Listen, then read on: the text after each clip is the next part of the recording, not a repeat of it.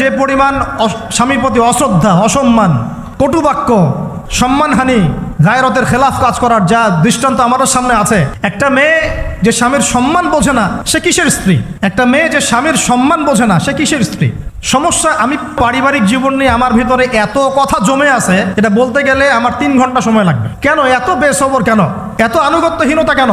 কথা শুনতে হবে, মানতে হবে, বিশ্বাস করতে হবে। সম্পর্ক শুধু ভালোবাসার বলে টিকে থাকে না।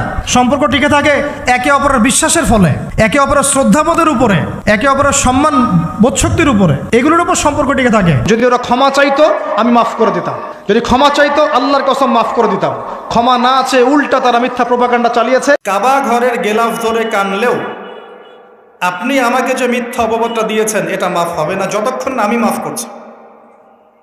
কথা কি বুঝতে পারছেন? মনে করেন আপনি আমাকে মিথ্যা একটা অপবাদ দিয়েছেন এবং ধুয়ে রেখে দিয়েছেন একদম মিথ্যা অপবাদ দিয়ে।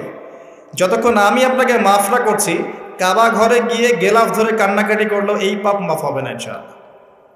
এই অবস্থায় মৌত হলে কি হবে? পরকালে দেখবেন আমি দাঁড়িয়ে আছি আপনার জন্য। আপনার হিসেব হচ্ছে, হিসেব শেষ।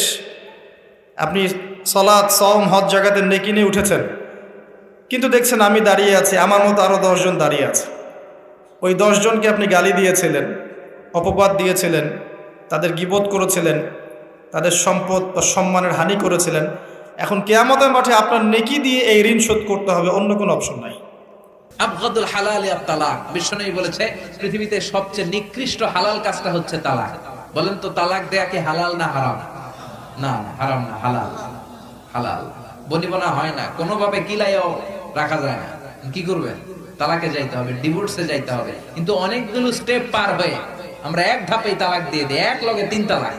মানুষগুলো কথায় কথায় বউকে তালাক দিয়ে দেয়। আজকেও তালাকের কয়েকটা মাসলা এসেছিল। আমরা অন্য মতের উপরে শ্রদ্ধাশীল, এই জন্য কয়েকটা মতামত বলে দেয়। এখন আপনি যেই মাযহাবের লোক দাবি করেন, আপনি ওই মাযহাব মানতে পারেন। আমার স্ত্রীকে আমি এইসব করতে দিব না।